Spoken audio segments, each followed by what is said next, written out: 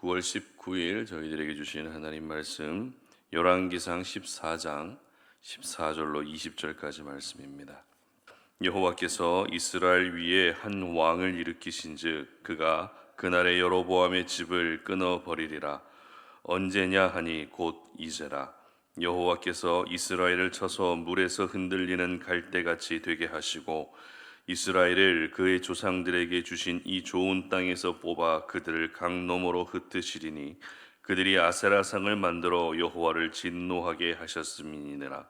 여호와께서 여로보암의 죄로 말미암아 이스라엘을 버리시리니 이는 그도 범죄하고 이스라엘로 범죄하게 하였음이니라 하니라.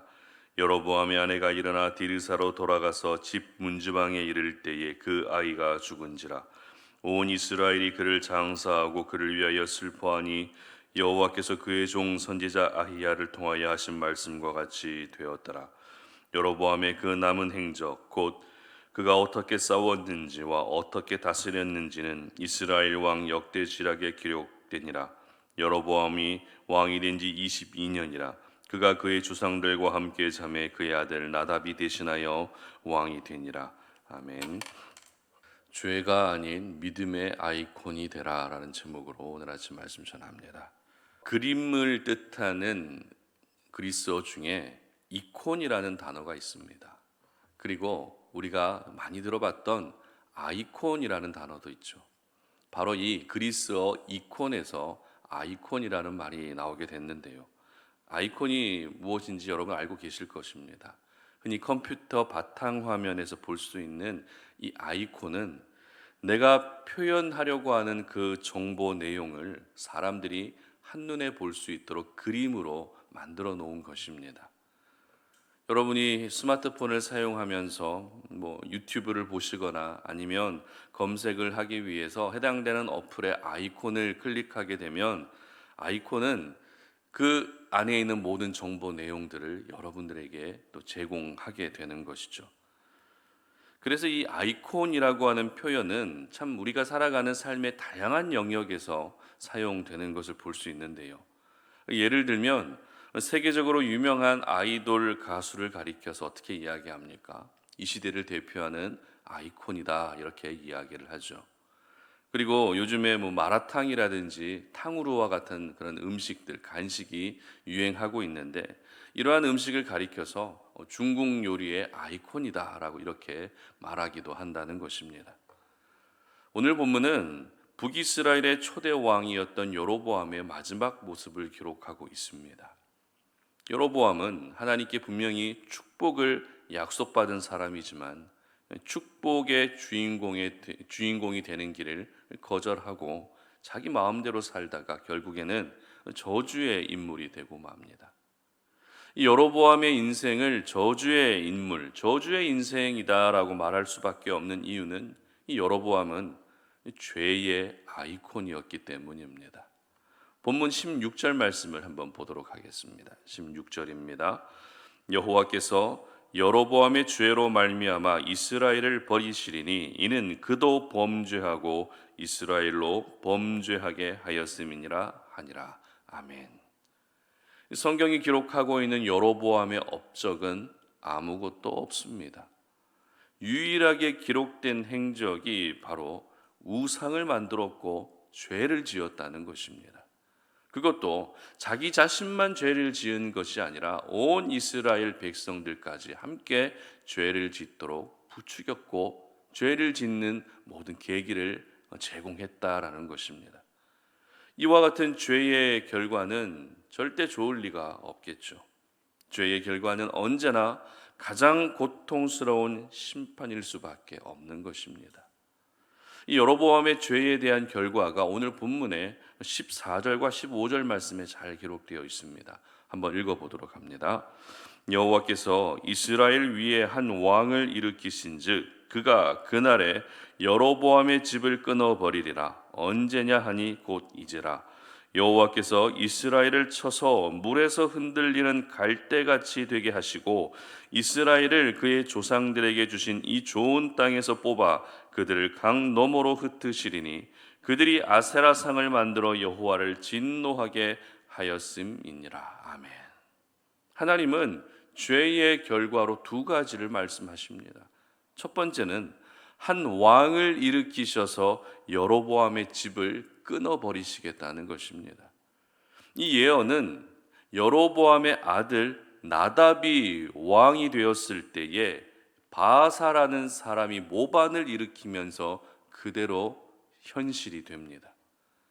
우리가 잘 알고 있는 것처럼 이스라엘의 왕은 하나님이 정하신 혈통을 이어서 아들이 왕이 되는 것이 정상입니다. 그러나 북이스라엘은 왕조가 세워진 지 얼마 지나지도 않았는데 모반이 일어납니다. 그리고 결국 새로운 지파에서 왕이 세워지는 굉장히 어지러운 정세가 이어지게 됩니다. 이렇게 역사의 무대에서 조용히 사라지게 된 여로보암의 집은 15절 말씀에 기록된 것처럼 물에서 흔들리는 갈대와 같은 모습이었던 것입니다. 그리고 하나님께서 말씀하신 두 번째 죄의 결과는 역시 15절에 기록된 것처럼 강 너머로 흩으시겠다는 것입니다. 이 말씀 역시 BC 722년 아수르에 의해서 이스라엘이 멸망당하면서 그대로 이루어지게 됩니다. 이처럼 여로보암은 자신이 지은 죄 때문에 자신의 가문만 멸망하는 것이 아니라 나라의 멸망까지 모든 원인을 제공하는 그런 사람이 되고 말았던 것입니다. 여러분, 한 사람의 죄가 이렇게 치명적입니다. 특별히 가정을 대표하는 가장으로서 그리고 나라를 대표하는 왕으로서 짓는 죄는 더욱더 치명적일 수밖에 없습니다. 특별히 저희들이 오늘 주목해야 할 부분은 여로보암이 단순히 죄를 짓고 멸망했다라는 것 이상으로 여로보암은 앞서 말씀드렸던 것처럼 죄의 아이콘이 되었다라는 것입니다. 죄의 아이콘이란 말 그대로 여로보암은 죄를 상징하는 사람이 되었다라는 것입니다. 여로보암이라는 이름을 듣고 여로보암이라고 하는 그 얼굴을 생각하면 이스라엘 모든 백성들, 이스라엘 역사 속에서는 안타깝게도 가장 먼저 죄가 생각나는 사람이 되고 말았다는 것입니다. 북이스라엘은 초대왕 여로보암 이후에 18명의 왕이 계속해서 세워지게 됩니다. 이 과정에서 반역과 모반으로 왕이 세워지기도 하고 또 정상적으로 아버지를 이어서 왕으로 세워지는 사례도 있었습니다. 그러나 여로보암을 포함한 모든 왕들이 하나같이 하나님을 멀리하는 죄를 지었던 악한 왕들이었다는 것입니다. 그런데 이들이 죄를 지었을 때 성경은 역시 동일한 표현을 항상 사용하고 있는데요. 그 표현이라는 어떤 표현인가 하면 바로 여로보암의 죄에서 떠나지 않았다라는 표현입니다. 그리고 여로보암의 길로 행했다라는 이 표현입니다. 18명의 왕이 그 이후에 계속 세워졌지만 하나같이 그들은 여로보암의 죄에서 떠나지 않았고 여로보암의 길로 행하는 죄를 짓는 왕들이었다라는 것입니다. 몇몇 말씀을 한번 찾아보도록 하겠습니다. 열왕기상 16장 19절 말씀은 북이스라엘의 5대 다섯 번째 왕이었던 시므리에 대한 기록인데요. 16장 19절 보면 이렇게 기록합니다. 이는 그가 여호와 보시기에 악을 행하여 범죄하였기 때문이니라. 그가 여로보암의 길로 행하며 그가 이스라엘에게 죄를 범하게 한 그 죄 중에 행하였더라. 아멘. 그리고 열왕기하 15장 24절 말씀은 17대 왕 브가히아에 대한 기록입니다. 이 브가히아 왕에 대한 기록을 보게 되면 여호와께서 보시기에 악을 행하여 이스라엘로 범죄하게 한 느밧의 아들 여로보암의 죄에서 떠나지 아니하였더라. 아멘. 두 말씀만 찾아봤지만 북이스라엘의 여러 왕들이 세워지는 동안 그 왕들의 모습이 하나같이 여로보암의 죄를 닮아 있었다라고 성경은 기록하고 있다는 것입니다. 이처럼 여로보암은 죄의 아이콘이 되고 말았습니다.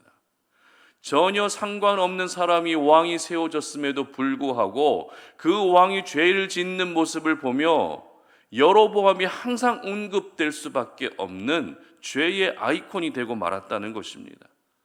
분명 축복을 약속받은 사람이고 분열된 나라의 무려 80%가 넘는 백성들을 책임지라고 위임받았지만 여로보암은 축복의 주인공이 되지 못했습니다. 그렇다고 백성들을 잘 다스렸던 것도 아닙니다. 오로지 죄의 아이콘으로만 기억되는 사람이 되고 말았던 것입니다. 그렇습니다. 이스라엘의 역사 가운데서 여로보암은 죄를 상징하는 사람일 뿐입니다. 북이스라엘의 초대왕이라고 하는 이미지보다 죄의 아이콘이라는 이미지가 더 강하게 남는 그런 사람이 되고 말았다는 것입니다. 누구나가 여로보암이라고 하는 사람을 떠올리기만 해도 죄가 떠올릴 수밖에 없는 가장 비참한 주인공이 되고 말았던 것입니다. 그러므로 저희들은 오늘 나도 혹시 죄의 아이콘이 되고 있지는 않은지 우리의 모습을 한번 돌아볼 수 있어야 하는 것입니다. 그렇다면 여러분은 여러분 주변의 사람들이 여러분의 얼굴을 떠올리고 여러분의 이름을 들을 때에 가장 먼저 어떤 이미지가 떠오를까요? 사실 그들의 생각까지 우리가 다 알 수는 없지만 혹시라도 내가 죄의 아이콘이 되고 있지는 않은지 생각해 볼 필요가 있다는 것입니다. 아니면 부정적인 말만 하는 부정의 아이콘이라든지 늘 남 탓만 하는 남 탓의 아이콘이 되고 있지는 않은지 우리의 모습을 돌아볼 필요가 있는 것입니다. 사람은 누구나 보여지는 그 모습 속에서 그 사람의 이미지가 결정됩니다. 평소에 주로 사용하는 언어와 살아가는 삶을 통해 그 사람의 이미지가 결정될 수밖에 없습니다. 그러므로 저희들은 죄의 아이콘이 아니라 믿음의 아이콘으로 이 땅을 살 수 있어야 하는 것이죠. 누구나가 여러분을 떠올리면 건강한 믿음의 사람이라는 이미지, 신실한 하나님의 사람이라는 그 이미지가 떠오를 수 있게 해야 하는 것입니다. 첫인상은 불과 3초 만에 결정된다고 하죠. 예전처럼 오랜 시간 동안 내 이야기를 경청해 주는 사람을 만나는 것도 어렵습니다.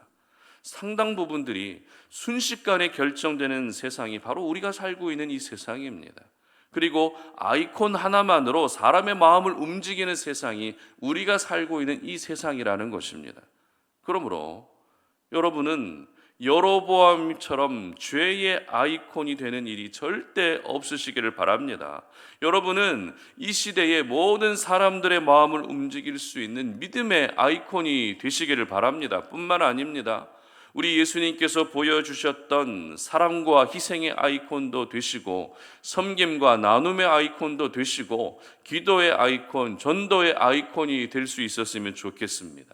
그래서 여러분의 삶의 모습과 믿음의 모습이 여러분 주변의 한 분 한 분에게 선한 영향력을 끼치고 여러분의 얼굴을 떠올리고 여러분의 이름만 들어도 건강한 아이콘이, 아름다운 아이콘이 떠오를 수 있는 그런 귀한 하루의 삶이 되시기를 주님의 이름으로 축복합니다. 함께 기도하겠습니다.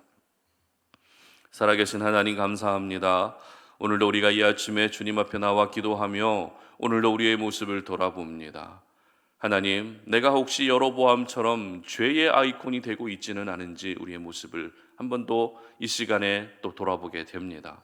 하나님, 내가 늘 부정적인 말만 하고 있는 부정의 아이콘은 되고 있지는 않습니까?